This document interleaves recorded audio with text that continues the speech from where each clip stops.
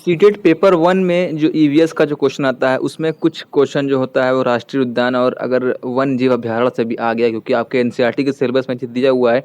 तो जल्दी देखते हैं हम कि कुल राष्ट्रीय उद्यान जो है 110 हैं भारत में, इंडिया में, और कुल वन जीव अभयारण्य जो है वो 514 है। अब कुछ जो इम्पोर्टेंट है, हालांकि है तो बहुत ज़्यादा, लेकिन जो कुछ इंपॉर्टेंट है जैसे कि जम्मू कश्मीर में सलीम अली राष्ट्रीय उद्यान है, दचिंगान अभयारण्य है और किश्तवाड़ राष्ट्रीय उद्यान है। तो इसको आप याद कर सकते हैं वर्ड से, सलीम, चिंगम, किश्त। ठीक है। उत्तराखंड में जो है वो राजा जी गोविंद है, नंदा देवी है, गंगा है, जिम कॉर्बेट है। ठीक है, इस तरीके से आप याद कर सकते हैं। जिम कॉर्बेट जो था वो पहला राष्ट्रीय उद्यान था। उत्तर प्रदेश में है चंद्रप्रभा है आपका, और आपका दुधवा नेशनल पार्क है। ठीक है, इसको आप दूध और चंद्रप्रभा से याद कर सकते हैं।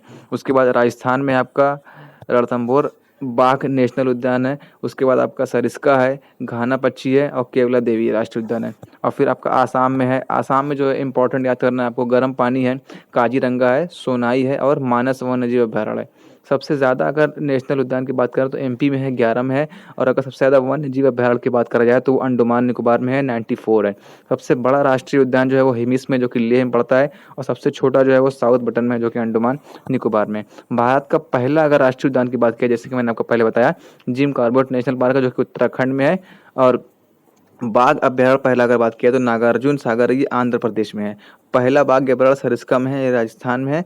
विश्व का अकेला तैरता हुआ राष्ट्रीय पार्क जो है वो केबुल लामजाओ राष्ट्रीय उद्यान जो है वो मणिपुर में है। ठीक है, तो ये सब चीज़ें जो है वो आप 5 से 10 मिनट अगर ध्यान देंगे तो आप ये चीज़ अपना कवर कर ले जाएंगे।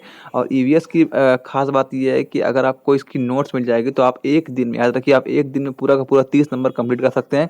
और जो ये नोट आपको दिख रही है 22 पेज की, इसमें अगर आप पूरा खींच देंगे एक दिन में तो आपका जो है पूरा ये काम हो जाएगा। ठीक है। और ये जो आरटी एक्ट आया था उसमें ये सारी चीज़ लिखी हुई थी कि 30 टीचर 30 बच्चों पर एक टीचर जो है वो अनिवार्य रहेगा। प्राइमरी में और उच्च प्राइमरी में 35 स्टूडेंट पर एक टीचर जो है वो अनिवार्य रहेगा।